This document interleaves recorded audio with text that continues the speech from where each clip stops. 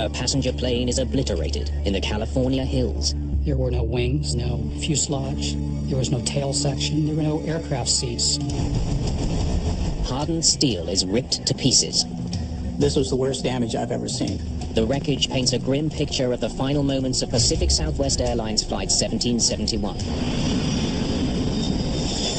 The plane reached impossibly high speeds. They tell us that it actually broke the sound barrier. Passengers experienced crippling G-forces.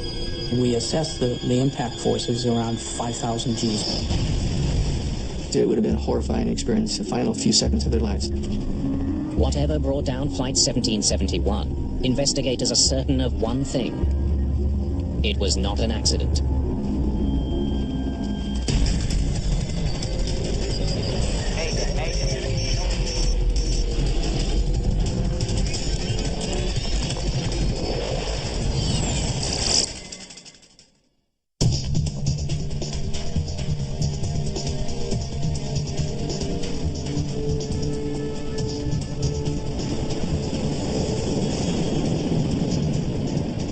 Los Angeles International Airport, one of the busiest in the world. Every year, 40 million passengers arrive and depart through LAX. At Terminal 1, a group of passengers and crew bound for San Francisco are making their way through security.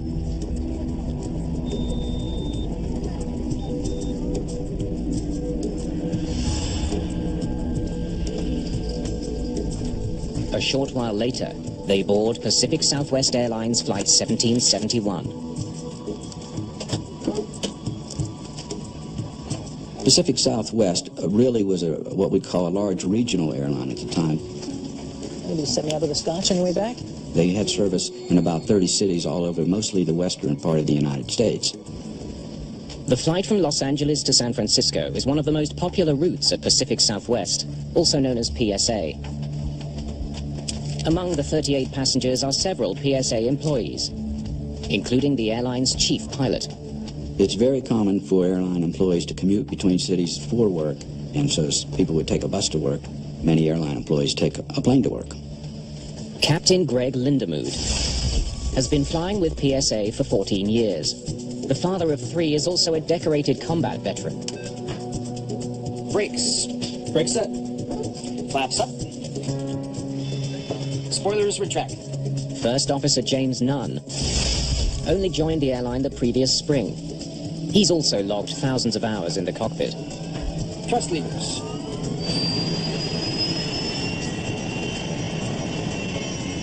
Today they're piloting a British-built BAE 146 commuter jet. With quiet turbofan engines, it's designed for short-haul flights over densely populated areas.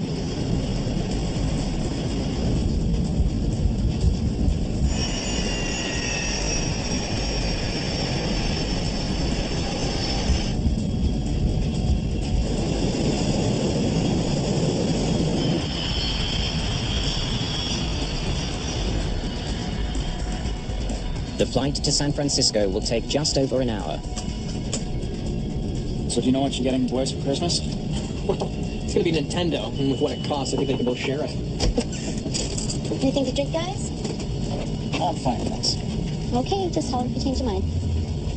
Flight 1771 is cruising at 22,000 feet above the California countryside.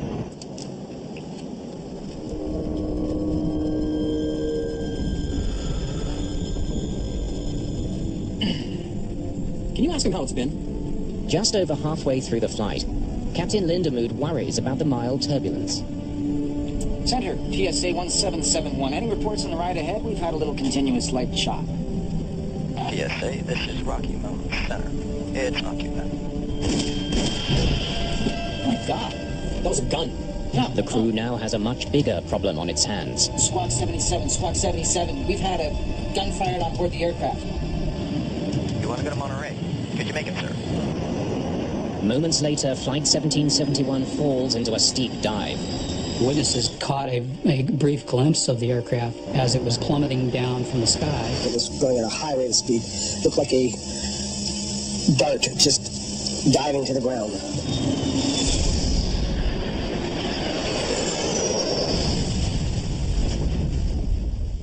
Flight 1771 crashes into an isolated hill 280 kilometers northwest of Los Angeles. Police get to the crash site and find a 30-ton airliner obliterated.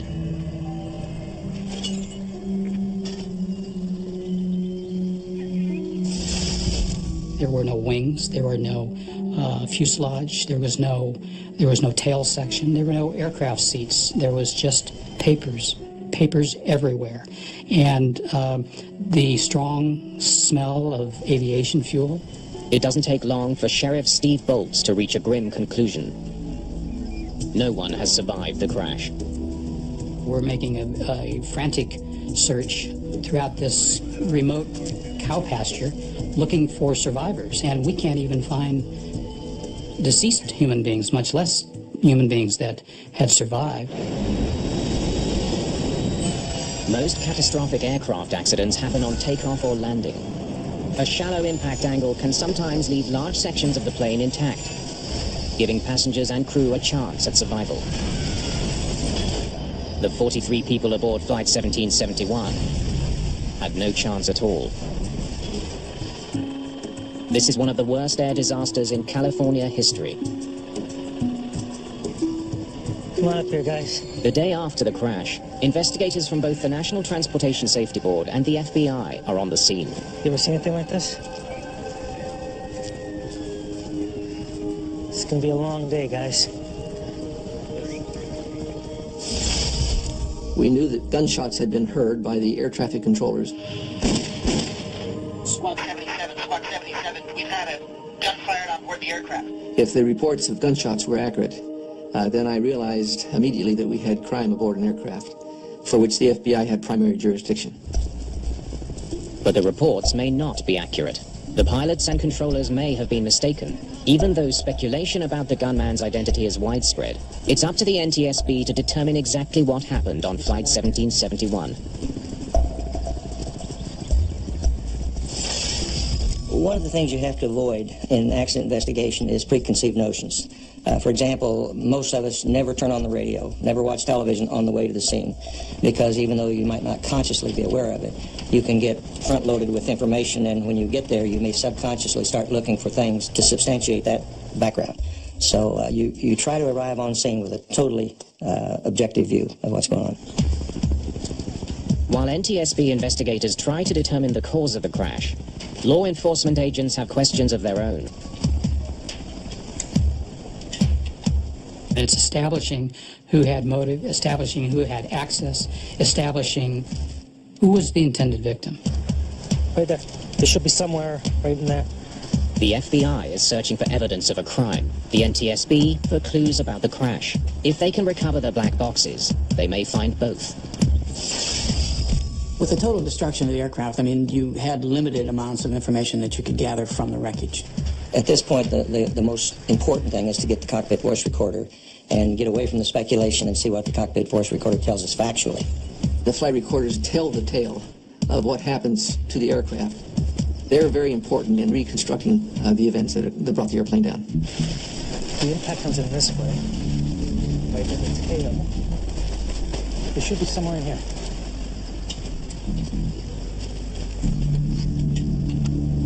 I think that's it. After hours of searching through the shattered remains, the effort finally pays off. They recover the plane's 2 black boxes. The first recorder that was recovered was the cockpit voice recorder, and that was recognized by its orange cover and all that. That was still, although badly mangled, was still recognizable as a recorder. The second black box has suffered even heavier damage. The flight data recorder captures critical information about the aircraft's performance. What a mess. What a mess. It had been so badly mangled, it wasn't recognizable as a flight data recorder. Both recorders will be sent to the NTSB laboratory in Washington.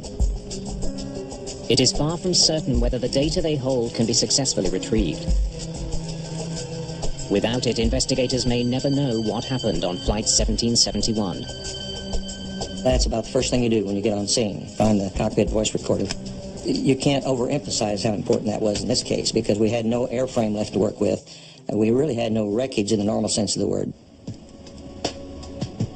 At the NTSB laboratory in Washington, Dennis Grossi examines Flight 1771's badly damaged cockpit voice recorder. The case itself was basically crushed. It was bent in like somebody grabbed it and pushed it together like that. This is hardened steel, and we assessed the impact forces around 5,000 Gs just based on the deformation of the crash enclosure. The recorder, the aircraft, and everyone on board suffered an impact force 5,000 times the force of gravity. The world's best fighter pilots can handle a sustained force of 9 Gs. In a crash, the human body can sometimes survive 100 Gs for a split second. A force 50 times as strong is difficult to comprehend. Dennis Grossi knows the immense impact may have ruined any chance of hearing the last words from the cockpit of Flight 1771.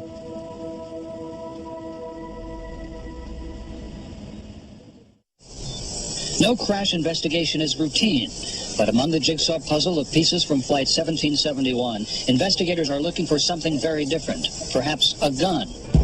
Finding the weapon could help the FBI identify who might have fired shots on board Flight 1771. But for the NTSB, gunfire alone does not explain this accident. A bullet should not bring down a modern commercial jet. There's a lot of misconception about decompression and about whether or not, for example, a single shot could bring down an aircraft. And if it's simply a shot through the fuselage of the aircraft, the answer would be no. It takes a much larger hole in the fuselage for there to be an explosive decompression. The kind of hole that led to one of the deadliest air disasters of all time. In 1974, a faulty cargo door blew off Turkish Airlines Flight 981. The decompression caused the cabin floor to collapse, severing the flight control cables. The crash killed all 346 people on board.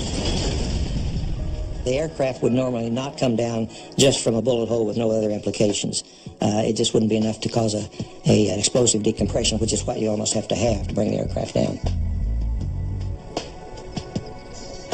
If a gunshot didn't bring the plane down, then investigators need to find out what did. At the NTSB lab in Washington, work to recover Flight 1771's cockpit voice recording has produced a surprising result. Despite suffering huge impact forces, the audio tape is still intact. All right, let's give it a listen. The first 28 minutes of the tape reveal a routine flight. It's gonna be Nintendo. The crew was trying to find out when the turbulence they had been flying through would end. Can you ask him how it's been? Center, PSA 1771. Any reports on the ride ahead? We've had a little continuous light chop. PSA, this is Rocky Mountain Center. It's not too bad. We hear the flight crew talk, do their normal procedures. But in the final 2 minutes, events take a chilling turn. Sure sounds like a gunshot. And then all of a sudden, they hear, and we hear on the recording, this gunshot. The tape confirms what the pilots had reported. 2 gunshots. God, that was a gun. Yeah, I know. Squawk 77, we've had a gun fired on board the aircraft. It was actually a very sobering moment because we realized that we were listening to 2 people communicating with each other, the pilot and the co-pilot, in a very routine flight that suddenly became anything but routine. It was something that one doesn't quickly forget. Investigators listen as the situation becomes increasingly disturbing. The door to the cockpit was heard open, and a female voice, presumably the flight attendant, was heard to say in a voice that was filled with alarm, There's a problem, Captain! And we heard a male voice, which we presumed to be the captain, saying, "What's the nature of the problem?" What's the problem? I'm the problem. Investigators now know for certain that the killer was a man and that he shot the flight crew. It's always startling when you hear something like that, when you hear the commission of a murder. As accident investigators, you just don't hear that. This was a very unusual recording. A flight attendant and both pilots are shot. That's 5 shots so far. And then we could hear the cockpit door shut again, and another final shot, the 6th shot. Before the tape ends, they hear one last ominous sound. The plane's in a dive. The engines are over revving. Within about 5 seconds, we picked up what's called a windscreen noise. In other words, you could tell that the aircraft was accelerating. That noise increased in its pitch. We learned, of course, that it was going into a dive at that point. 65 seconds after the murder of its crew, Flight 1771 smashes into the California hills. It helped us to understand what we were investigating, the heinousness of the crime that we were investigating. The CVR recording changes the NTSB's role in the case. Let me know if I can help. It just confirms that this wasn't an accident, that it was in fact a crime, and the FBI would be taking over the investigation from here on out. The FBI, bear in mind, knows how to investigate crime. They don't necessarily know how to investigate an aircraft accident. So we would go ahead and do our normal investigative procedures and make that information available to the FBI.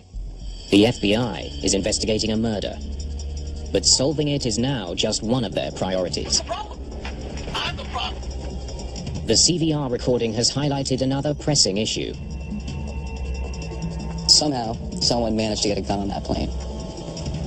A weapon was smuggled through LAX, one of the world's busiest airports.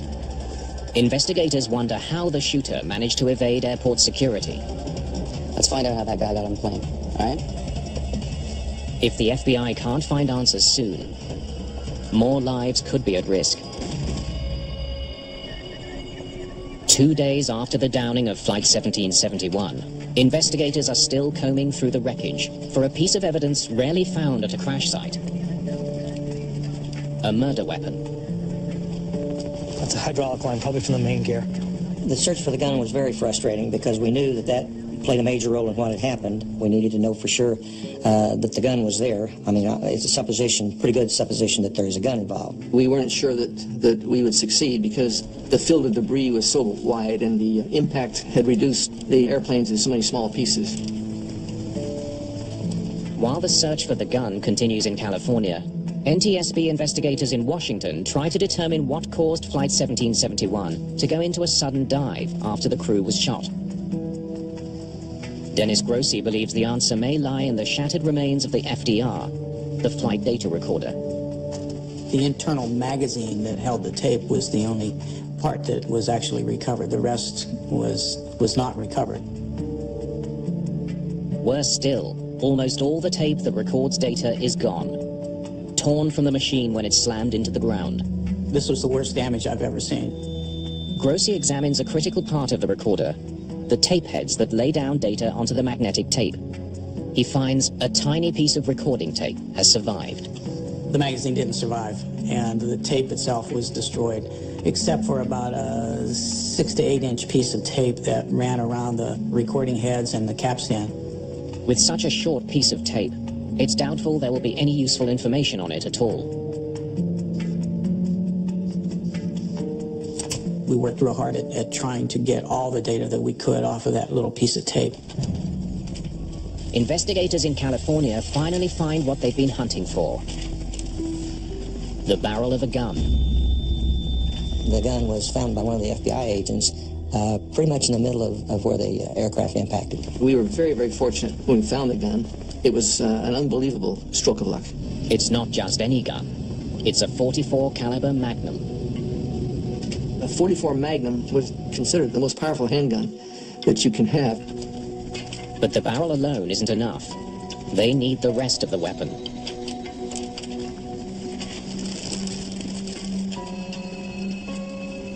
Fortunately, they find it. The cylinder with 6 spent cartridges. Its frame was very powerfully constructed, so for it to tear the barrel off just suggests the power of that crash impact. The shattered pistol leads to a morbid discovery.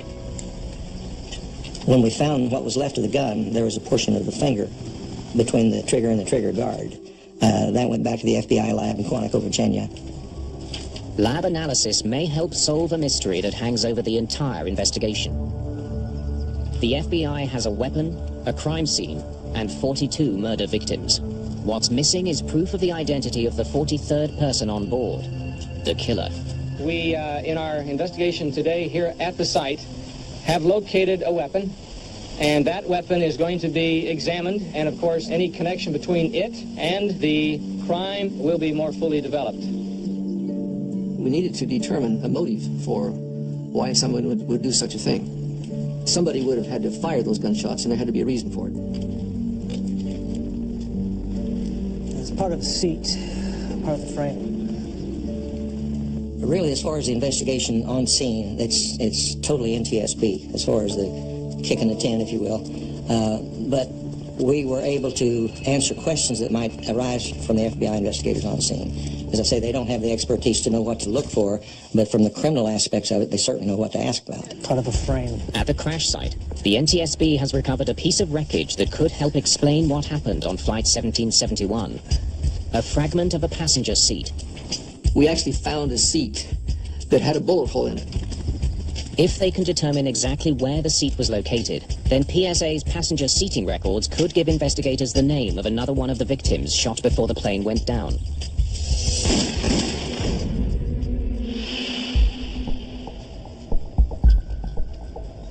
Dennis Grossi has done all he can to salvage data from the small fragment of tape recovered from the flight data recorder. I was able to decode that little strip of tape, and I got the last seconds. It does contain data, but only 6 seconds worth. Investigators learned that in its final moments, the aircraft was operating normally, with no mechanical problems, except for one thing. Someone had pushed the control column forward, forcing the plane into a steep dive. The aircraft accelerated to the speed of sound. Went in from 22,000 feet with cruise power on all 4 engines.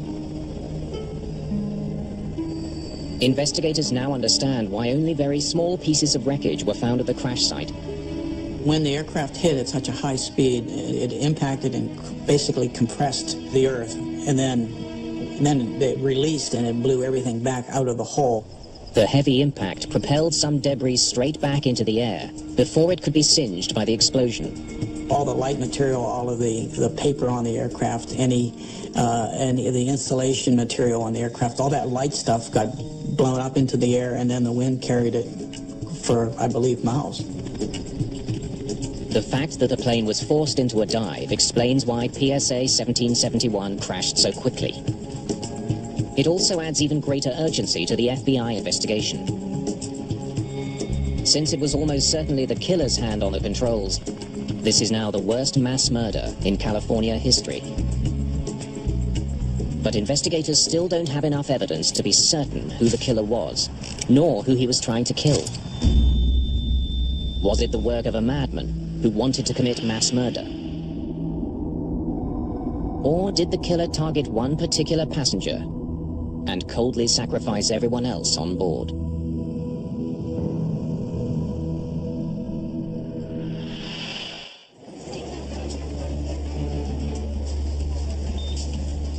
The FBI investigation into the onboard shooting and fatal crash of PSA Flight 1771 has uncovered a lapse in security at LAX. It may explain how a gun was smuggled onto the aircraft. Any number of people in the airport could bypass the security screening that was going on.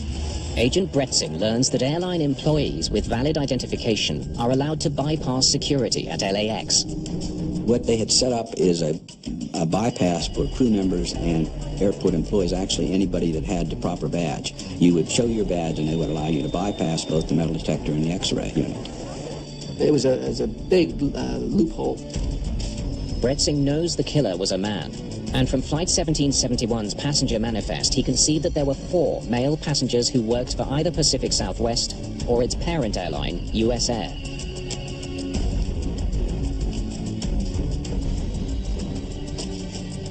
It's one of these guys.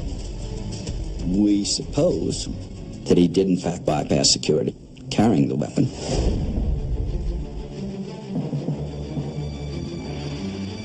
Investigators need to prove conclusively who smuggled the gun on board. At the FBI laboratory, forensic specialists analyze the piece of skin found in the trigger guard. A technician is able to get a fingerprint from the skin fragment. In search of a match, He compares the print to those on file for the 4 male passengers who could have bypassed security.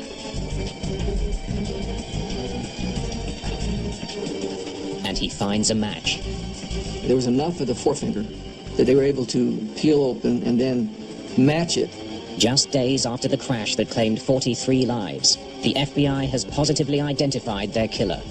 That was a key element in the investigation. His name is David Burke. David Burke cleaned the airline. He was one of those employees who would go in after it landed and help to clean up the inside. Investigators now know David Burke smuggled a gun on board Flight 1771. What they now need to explain is why. A motive gives you understanding. It helps to develop the full mosaic of the crime. Knowing the motive, you're able to conclusively determine what happened. Day 3 at the crash site. Still sifting through the strewn remains of the plane, investigators uncover a bizarre but telling piece of evidence. One that points directly to the motive behind David Burke's crime. During the search, one of our people found an air sickness bag and knew immediately that it was a pertinent piece to the puzzle. Because he pushed the plane into such a steep dive, Burke unwittingly ensured that the vital clue could be discovered. The air sickness bag had a very ominous message pinned on it. Burke had written the unsigned note during the flight. He expressed a grudge against a man called Ray. Hi, Ray. I think it's sort of ironical that we end up like this. I asked for some leniency for my family, remember? Well, I got none, and you'll get none. That was the message that we recovered from that air sickness bag. The air sickness bag is the conclusive clue they've been searching for. The clue that establishes David Burke's motive.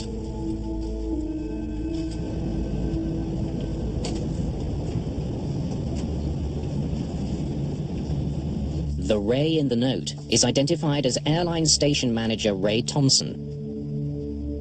He worked for PSA's parent company, US Air. He was also David Burke's former boss. Ray Thompson was the supervisor. By now, Brett Singh has also learned that Burke had a troubled history, both with the company and with the law. Burke had worked for U.S. Air for 14 years, most of them at the airport in Rochester, New York. There was allegations of criminal activity when he was back in Rochester. Burke was someone they had watched carefully for narcotic trafficking and larceny. Allegations that Burke smuggled cocaine on commercial flights were never proven. Well, basically, he just apparently stayed one step ahead of us. But the bottom line is that he was in charge. He moved to the West Coast, presumably to kind of get away from the heat, if you would. But 3 weeks before the crash, Burke ran into more trouble.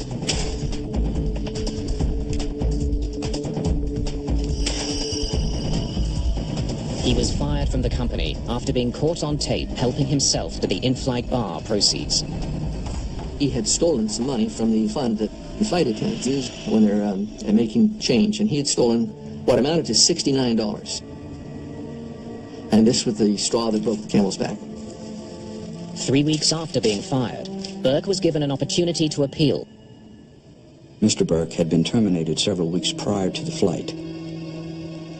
Thanks for coming in, David. He then came back for an appeal hearing on the day of the flight. I reviewed your file. He was terminated by Ray Thompson. Your appeal, it's been denied. Under intense financial pressure, Burke was near the end of his rope. Why you gotta be such a jerk?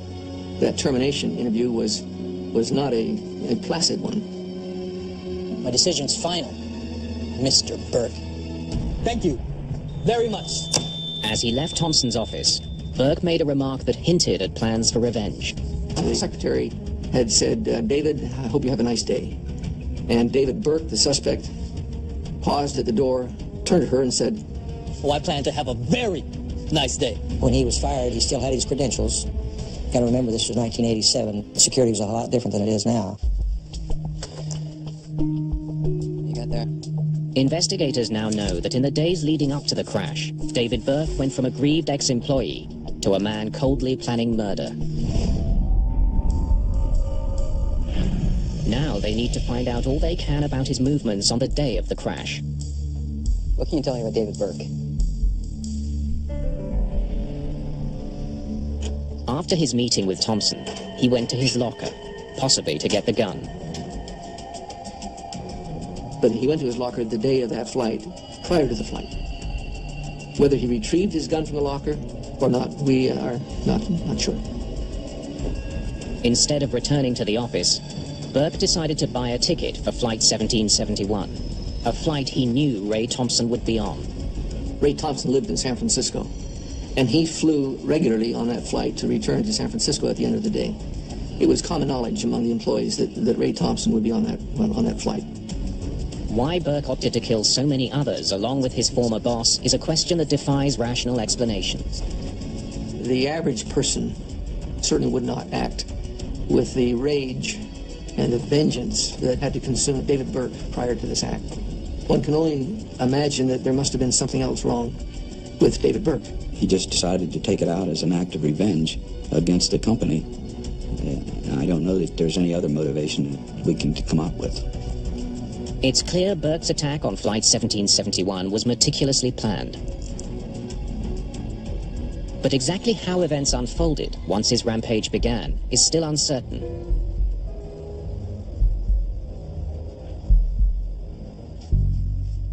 NTSB investigators have provided a big piece of the puzzle. They've been able to match up the bullet-punctured seat fragment with an exact onboard location, row 4, seat C.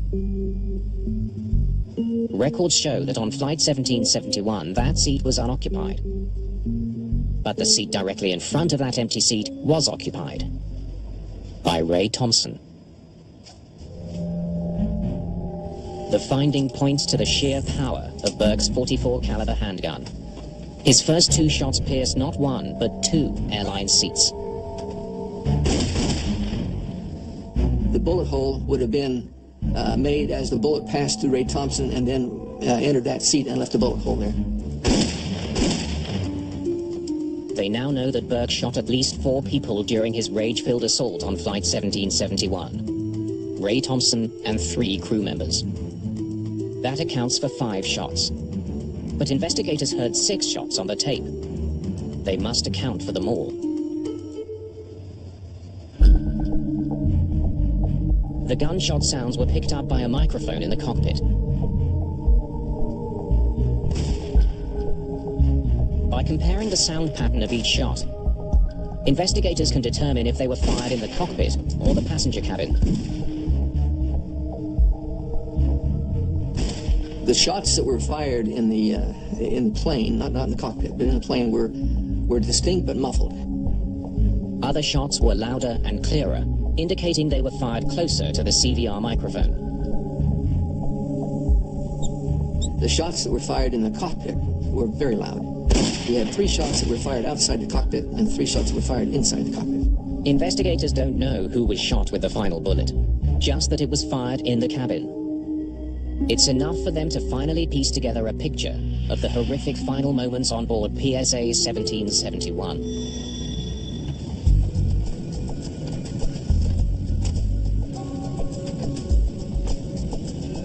What the hell? You can imagine what Ray Thompson must have thought as this person whom he had just terminated a few hours before walks past him in the airline, hands him his note, and then probably goes into the men's room. And he's reading this note with its ominous message. Next, they hear the sound of the lavatory door opening.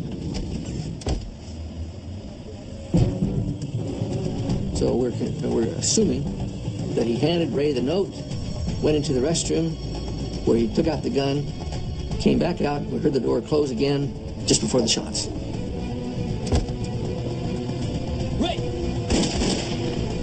Ray Thompson probably has the most merciful of all the devs on that plane. In less than a minute, a routine flight has become a nightmare. There's a problem, Captain. What's the problem? He was very careful. He had done the planning thus far fairly well, and we believe he followed through with that plan. I have a problem.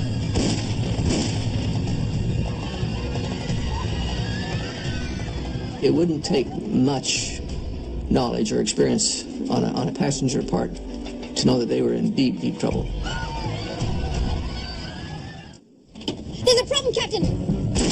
After shooting his former boss, 3 crew members. David Burke pushed Flight 1771 into a dive and left the cockpit. The airline's chief pilot was now the only person on board who could pull the plane out of the dive. An off-duty pilot may have been moving himself forward to try to render whatever assistance he could once he realized something drastic was happening. What the hell are you doing? You gotta let me in there. Don't do this. Come on. But Burke had 1 bullet What left. the hell are you doing? That may have accounted for the 6th shot. There are some who speculate that David Burke was taking his own life. The evidence suggests otherwise. Had David Burke been taking his own life, the gun would have fallen from his hand after he had shot himself. But since a fragment of Burke's fingertip was recovered from the trigger guard, Bretzing reasons that the killer was alive, holding onto the gun until the very moment of impact.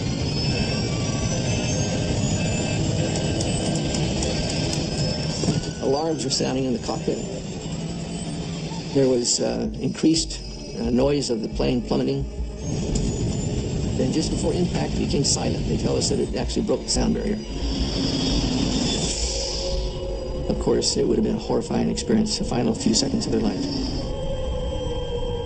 One man's rage meant 2 minutes of pure terror for 42 people.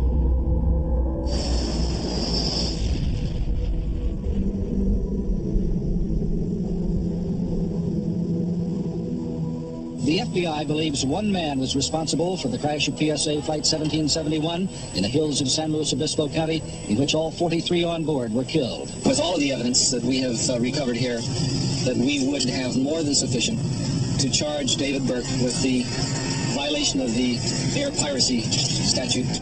The unprecedented crime is solved. But aviation authorities are left with a troubling question. Could it happen again? The tragedy of Flight 1771 provoked action from the Federal Aviation Administration. The body that regulates the airline industry took urgent measures to tighten security. The FAA came out and canceled the bypass authority, so therefore air crews and employees would have to go through the normal screening as any passenger would. Now it's required that any employee that leaves an airline, whether they've been fired or quit or retired or whatever, must turn their credentials in immediately. Getting on an aircraft with a gun now, I won't say that it's impossible, but it's next to impossible. But the new measures would not prevent the world's deadliest hijacking incident. The 9/11 attacks would usher in sweeping new airline security procedures. After 9/11, several security gaps were certainly plugged. There are now federal air marshals on board many domestic U.S. flights. These are armed officers that are on flights in plain clothes. Cockpit doors have been reinforced with Kevlar, and they stay locked throughout all flights. The doors are built so that they're very hard to get through. They're ballistically sound. If David Burke was on a plane today, when he got to the cockpit, he couldn't have gotten in with the weapon he had, so he would have been able to still injure or kill people in the back, but he could not have brought the plane down. Finally, many domestic airline pilots are now allowed to carry firearms. All of these measures have made flying safer, but nothing can completely eliminate the risk of another David Burke. Well, in my view, aviation security has been heightened tremendously. But we still have a ways to go, and aviation will always be a target.